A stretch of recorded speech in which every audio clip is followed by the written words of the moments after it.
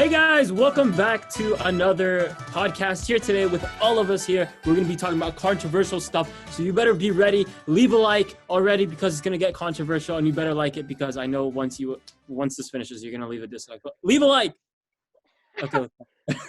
All right. So the difference between Middle Eastern Armenians, even though Armenians in the Middle East, and like the newer, less progressive Soviet-era Armenians, is that after the genocide, right, we went to the Middle Eastern countries, got assimilated to different cultures. For example, Syria, and Lebanon and stuff like that. So they got assimilated to different cultures. Now, the Soviet-era Armenians, that during the Soviet Union, they completely the Soviet Union changed their entire had spies in their schools, changed their whole education system and stuff. They made things simpler. That's why we have a different alphabet. Theirs is simplified because they don't want people to keep their Armenian identity as much, and they didn't want them to and also they had Soviet spies everywhere, so no one could talk about revolting and revolution against the Soviet Union. So it's just and people lost their values. Everything became about money, and like family values didn't matter as they do matter a lot, but it changed the whole system of patriarchy, where it's they made it so the grandpa's the head of the household, and he wait for Soviet rules the families. Yeah. Okay. Now So, continue. Go ahead. Go ahead. I was gonna say, that's why alphabet. How's the alphabet different? Who has simple. more letters? We do. It's the same alphabet. It's just the way they pronounce the letters. For example, we have a T. It's a T, but for them it's a D, a D. Ours. It's instead of our alphabet is I Pen Kim, like ABC. It starts I Pen Kim. Theirs is A B G D. It's with sounds, not as much as the actual letters. Okay. So anyways, the main now they became a lot more materialistic in a sense, because so anyways, we're back. So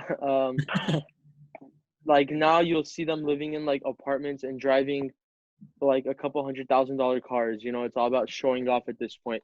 Now the difference between that is they have a lot stronger family values. If I went up to either one of these guys and be like, oh, I smashed your mom or whatever, it's a joke. It's your mom jokes and stuff. It's a funny joke. We'll laugh. You say to them, they have this whole oh, we're gangster. They have a whole mob mentality. It's literally an extremist Godfather mentality in a sense, right? If you even look at them in the wrong direction, they'll think you're disrespecting them, which they really don't. No one takes it that seriously, but to them, they do it to show off their masculinity. It's we're cool, no one messes with us, this, that. We don't care. That's arrogance. That's And I'm not saying anything bad about them. We have our flaws, they have their flaws, but at the end of the day, the main difference, the Armenians are Armenians. We're called Western Armenians because Armenia is here. The West is here, like Lebanon, Syria, and stuff. This is where we went. They're Eastern Armenians because they're in Armenia, actual Armenia.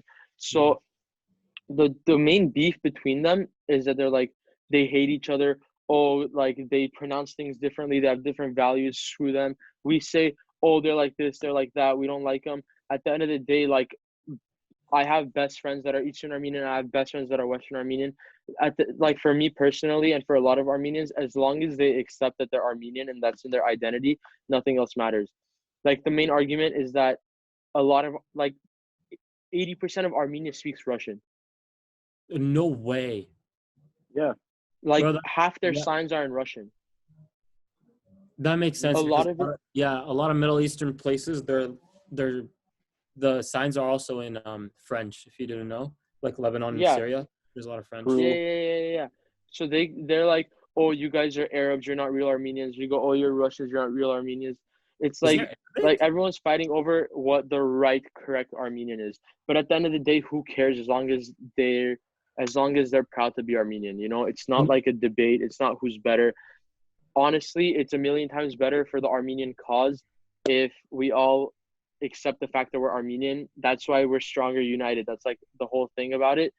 But there's always gonna be problems no matter what in any diaspora, and to original how do you say us people? So it's just that's the In difference. Western Armenian, Armenia are the signs also in Russian, or are they in Arabic? Western Armenia isn't an actual place. Western Armenia is Western Armenia is the classification of Armenians that before 1915, or actually during or after it, Turkey annexed a lot of parts of Armenia that were on the western side, like Van, Mush, and all those different cities that are now in Turkey, as well as Mount Ararat. Our ancestors and stuff, when you're considering Western Armenia, they lived in those regions that are now considered Turkey, and they fled down to the Middle Eastern countries in the south, like Syria, Lebanon. So that's what we say when we're saying Western Armenian. And Eastern Armenian is the Armenians that stayed in Armenia and were born in like Yerevan and those bigger main countries in Armenia, and they stayed there. And there's a difference when it comes to like the language barrier. Western Armenian has more components of like Arabic slang and stuff, and Western Armenian or Eastern Armenian has like Russian like integrated into their language. So there's like that's what it means and stuff, I'm pretty sure. Armenia today is like here-ish. It's like this is Eastern Armenian. Like the old Armenia, it was huge. Like literally like this is what we're trying to get again as a goal. You know, after like the whole genocide and a bunch of people took us over, like Iran is under us, the Persian Empire, up top is the Georgians, to the right it's the Azeris, to the left it's Turkey. So we have enemies everywhere. Like we're chill with Iran, so like under Armenia we're fine. But other than that, it's just we have enemies like on all the three other borders, so it's just constant fighting. And now there's other territory that's inhabited by Armenians. It's to the bottom right of Armenia. Like if this is Armenia, Zoom is weird. It's mirroring my image. I don't know how to explain it. To the bottom right of Armenia on a map, there's a territory called Artsakh or Gharabagh. And like the Azeris and Armenians have been fighting over that land for years. But it's inhabited by Armenians. Like literally Armenians live in it. So Azeris like, no, it's our land, it's this, that. So that's why we're in a war right now currently.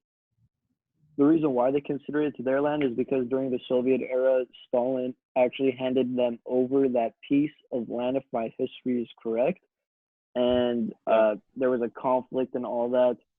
I forget how it happened or why it happened. I used to know, but because of that whole Stalin debacle, now Azeris consider it that piece of their land, but Armenians have been inhabiting that piece of land for like hundreds and hundreds of years. It's historically been that, and now they claim it's theirs. I mean, now there's a huge fight over it. Yeah. I'm just happy, like, so now, you know, April 24th is like Armenian Genocide Recognition Day. Of course, yeah. So people treat that as like a sad day, which it's a sad event in my opinion, but more of the younger Armenians today, we're in an Armenian Youth Federation organization.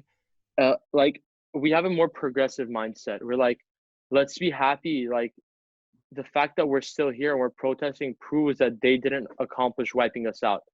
Like it's hard to be sad when you're like on that one day when you're spending 364 of the other days working towards the goal already of gaining like the greater Armenia, or like educating the youth on like the events that happened, or like helping the Armenian youth find communities in the diaspora. Like that's our goal, you know. So it's like the way I see it, like April 24th isn't a day for us to be sad. Like it's a celebration that we're still here, but people interpret it in many different ways. Mm-hmm. I understand. Wow. That was definitely some clarification for me, because I honestly did not know the difference between Eastern and Western. I was like, because one of my Armenian friends there, I was talking to him and he was like, bro, I don't understand anything Western Armenians say. I was like, bro, you guys speak all the same language. Because in like the Arab world, you have Morocco, you have Algeria versus like I love Morocco. Versus like Syria and Lebanon. Syria and Lebanon, their language is basically the same. Can we all agree Egyptian Armenians? Or like Egyptian Arabic. Egypt is Sorry. a whole different language. Egyptian Arabic is like they mix a lot of like sounds together, and then Okay. Moroccan, they mix a lot of French, and so does Algeria. So it's like complete. Yeah. I don't understand. Not gonna lie, I don't understand when Moroccans speak. 95% of the stuff they say goes one ear out the other. Like I do not understand anything. But if I'm talking to a Lebanese like you or someone else who speaks Lebanese Arabic, it's communication is so like. Moroccans though, they have some fire music. I don't know if you've heard Low-key, of they kinda Saad do. Lamjadid. He's from Morocco. He has crazy songs, bro. I love him. He was huge in Lebanon too. Cause like the French just sounds nice. I guess I don't know. French. Well, I don't know any background for Lebanon when it comes to French and France and whatnot. But Syria, back in I think World War, I don't know. It was a war. I don't know. Yeah, at the war. Yeah, Whatever. they got conquered. They got conquered by France, and then after that, the French language kind of just Yeah. swept into. But luckily for us, our Syrian Arabic was not like affected that much. But definitely, like French is a second language. People know it. Yeah, like at school there, you have to learn it, no? Yeah, Mhm. 100%. In Lebanon too, it was in my curriculum. I went to an Armenian school in Lebanon, so I had to learn Armenian, Arabic, and French. They didn't even teach me English. But now I don't speak any. I speak Armenian. I don't know any Arabic or French. You know Seruj? Seruj, yeah. Yeah, Seruj. He knows well, obviously he's fluent in Arabic because he lived in Lebanon for 15 years, but he's also fluent in Armenian and in French and in English. Because when he went to school, he learned all of that. Yeah, that's the school's curriculum. It's crazy. But Yeah, أنا لا also أتكلم lived in عربي. Syria. Sure. أنا لا أتكلم عربي. You're saying in the Fusha, which is like the proper Arabic. Yeah, the formal, because I actually learned Arabic for 3 years in high school, from 9th to 11th grade. Like, as the language class that you're forced to take, I took it for 3 years. I barely know any of it now because it's so hard. So I just know the formal way of speaking. The Fusha, which is the proper Arabic, is definitely hard. Even for me, like, and I've learned Arabic my entire life. I went to an Arabic school for like 10 years when I was little. Yeah, I went from when I was 2 years old all the way up to when I was, I think, 12 or 13. So even proper Arabic kind of like still gets me. Like I'm fluent in Syrian and like Yeah. Shami Arabic. That's what it's called. Like Ahl al-Sham or whatnot. Dude, that's all my parents speak in the house when they don't want us to understand what they're saying. I can definitely tell the difference when it's like formal versus that version. Yeah. It's funny. Yeah. My parents never taught me Arabic, even though I begged them to learn. Because one, they're like, listen, my mom speaks English, Armenian, Arabic, French. My dad speaks English, Armenian, Arabic, French, Turkish. So Really? it's like, Damn. his French is a little weaker and his Turkish is like a lot stronger. But my mom's Turkish is weaker and French stronger. So they're both Oh wow. whatever. Anyways, so they didn't teach me Arabic because they're like, in this country, people are gonna think you're a terrorist. Everyone's racist. Don't learn Arabic and stuff. Even though I begged them, like I wish I learned. But it's like it's also the reason I said that they speak those languages because it's also the fact that like what if they just want to talk about me and my brother in Arabic and they don't want me to understand? But then they have all these other languages that they could speak in too. So it's like let me learn one of them, bro. I feel you. I feel you on that. Yeah, my grandma, she's the only one in our family that actually is fluent in French. My dad in Syria, his uncle was the principal of the high school. So my dad got to choose English because my dad wanted to come to the US. So like he was like, yo, I'm gonna learn English. I'm not learning French. And if you don't know, in Syria, it's much harder to get placed in an English class than it is to get placed in a French class because they're more of like you get what you get and you don't get upset. That's their mentality. Yup. And you don't choose; they choose for you.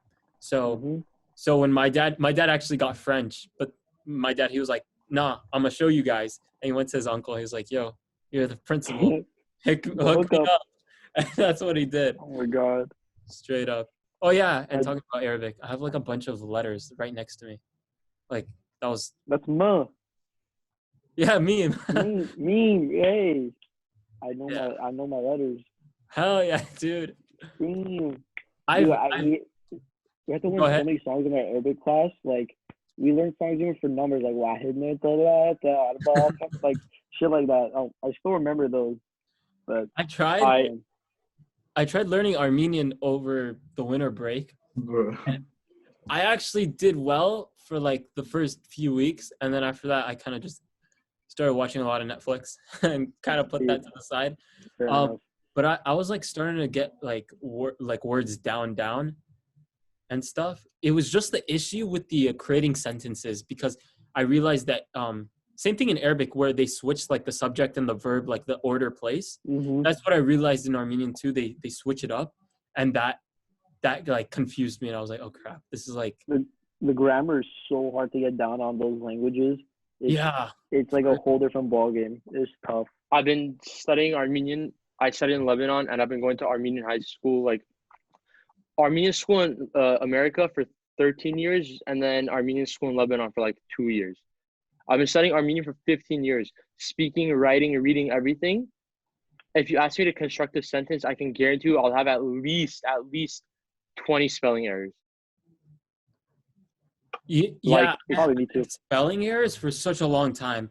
It was, it wasn't like I don't even know why. Okay, the reason why is because we have like probably Harut knows this. Like they have something called tashkil, which is like the way you pronounce stuff. Mhm. It like a I u Vaskin. Yeah. I think so. Like Depends on the word, bro. like just those stuff make me get mixed up with letters.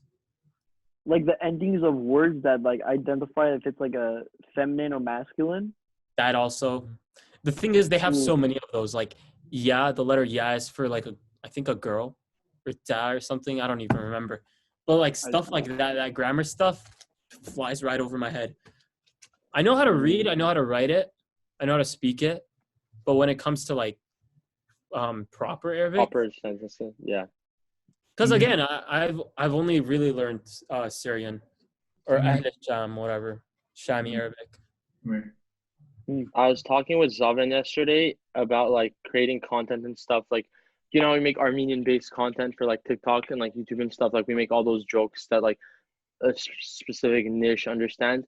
So he's like, I was telling him, all my cousins called me. They're like, hey, let's make some TikToks together. You know, we can make funny stuff. But their niche is mostly towards Western Armenians. And I told him, if I want to put that much time and effort into it, I'm either gonna like I don't even want it to be Armenian at that point because it's way too small of a category like for people to grow. Like one of the most Yeah. popular people in Armenian social media today, he only has like 50,000 followers. You know, Antik, he only has 50K. Oh wow. That's great and all, but if you're gonna grow, like we have the potential to like skyrocket through the roof, millions of followers. But that's if we like include the US, like English speaking people into it. And You I told him, I'm like, 100%. sorry, what? You shouldn't make it like specifically Armenian based because it's much harder to grasp an audience. Like being honest, it's harder to grasp an audience outside of the US That's true. That's very true.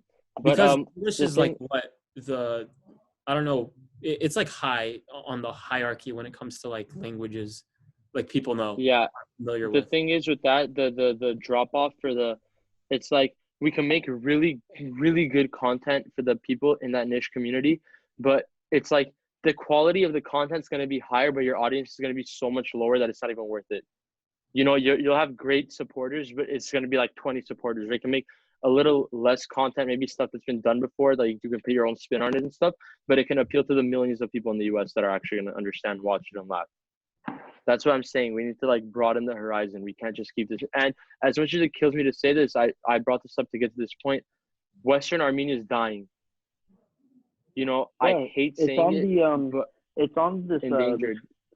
yeah, it's on this little website or whatever it is, and it's classified as an endangered language. Why? It's gonna Why is die. it endangered? So little amount of people speak it. When you're comparing Western Armenian speakers to Eastern Armenian, the difference is night and day. And usually when you're looking at websites like, let's say Duolingo, I know Duolingo doesn't have Armenian, but if it were to, it would probably be Eastern Armenian. That dialect is used completely throughout Because Armenia. Amir, Yeah. Western Armenia, they're still there. They have their own language. They have their own people. They're still a country. Eastern Armenia, sorry. Western Armenia doesn't exist. Right. Yeah. It's not a country. This is Turkey. This is Lebanon. This is Syria. This is everything. You know, we don't have a country. Do you think that is because of the wars that have recently happened in the Middle Eastern countries? Like No. the fact that the language is dying? Yeah, because, well, from what I'm understanding is that it's dying because there are not a lot of people who are actually Western Armenian. Somewhat, and it's not used as much. It's seen more as an informality. Like you when people speak Armenian in like Armenia, it's all Eastern dialect. That's like the formal language that's spoken there. Western Armenian, like you can barely like find. There's only a certain amount of schools in Armenian schools that use Western Armenian, and everywhere else is just going to be Eastern. And I don't know. It's like what percentage of the Western Armenians? What percentage of them actually care about keeping their heritage alive? That also dwindles it down. Yeah, it's a lot. It's a lot, but there's still that percent. Listen, if they're not growing, like we don't have countries and stuff, so we're not growing as a people. And if only 80% of that people are interested, then we're gonna keep losing that 20% over time. Yeah. Until let's say we have 100 and we lose 20 people that aren't interested, then we only have 80. Like in the next generation, it's gonna be another 20. You know, it's gonna keep going down and down and down. It's gonna be 64. You know, after that, you take that. It's not even. It's dumb. I see what you guys mean. Yeah. Western Armenians dying. As much as it kills me to say it, it is like we can't do anything about it. But that's why the content should be more towards. I think we have to adjust. If we're going to be successful, then you can't accommodate the small audiences. You know, you have to generalize it. Maybe on the side for fun, but if you're trying to go big, definitely keep it, centralized towards like a bigger audience, such as, speaking English. Everyone's going to understand it. And yeah. Not just that, I would say if you want to include some Armenian in it, I would say like add some jokes for the channel that people in the channel understand, and so that way they still also get a feel of what the Armenian culture is like. That's actually a really good idea. That's actually a really good point, because like I watch YouTubers that aren't English based, or like they are English based but they're not English American themselves. Like let's say Anomaly, the CS:GO YouTuber, he's Swedish, but like his channel has grown to like understand some of the Swedish slang that he throws around because it's like funny. He makes it funny. Like he has millions of subscribers. His content is mainly in English, but if he gets mad, he'll cuss in Swedish or something, like, or he'll make jokes and stuff. Exactly. He gets his fans familiarized with it. Exactly. Yeah. For example, in FaZe Clan, FaZe Rain is Syrian. FaZe Apex. No way. Syrian? Yeah, FaZe Rain is Syrian. I met FaZe Rain at the Topanga Mall Gucci store. Yeah. Why did my Siri go off? What the fuck? He's Syrian. I met FaZe Apex. He's Palestinian. Palestinian.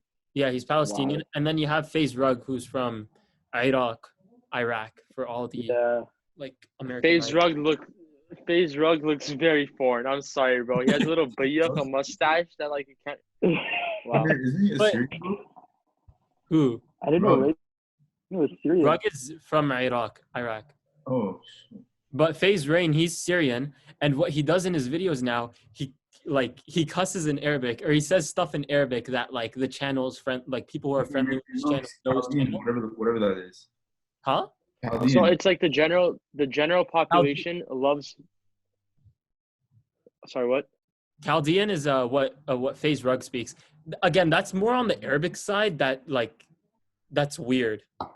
Like the weird Arabic. Like I don't understand Chaldean. I understand a few words. That was like anything else. It's like Moroccan to me. I can't understand the French. Yeah. So like his content, 90% of it, it's like he's fake spray painting his like Lambo or stuff like that. Like that's good English content. But if he brings in a few words and it's like like the Syrian side is gonna love it. The American people are like aren't even gonna care that it's there. Not gonna be like, oh, like he's Arab, I'm not gonna watch his channel. You know, it's like no one does that. It's like a good plus side. It's more of like the common words that people know, like Habibi. Everyone knows what Habibi is, or like what Shu means. Shu means what? Like it's those Shuki simple Mafi. words that make a difference in the channel that actually like change it. Sorry, background noise. Give me a second. Yeah, that's very sick. true, and I think that is a very good take on it. It's a very good take. Yeah. Wow. Okay, sorry. Yeah, bro, we could be making content and then like, we get mad like, and then like we'll have like a little like, you know, like Jesus Christ, bro, Vaz, relax. I'm just saying, you know, whatever. Yeah. All right, guys. So we covered the difference between Eastern and Western Armenians and the different effects and like the differences between the diaspora and Armenians and like the current ones today, all the Arabic languages. Thank you guys so much for coming to the podcast. Like and subscribe. Thank you for having us, bro. We really appreciate Check it. out our channel This is for amazing. more content up and coming soon. See you guys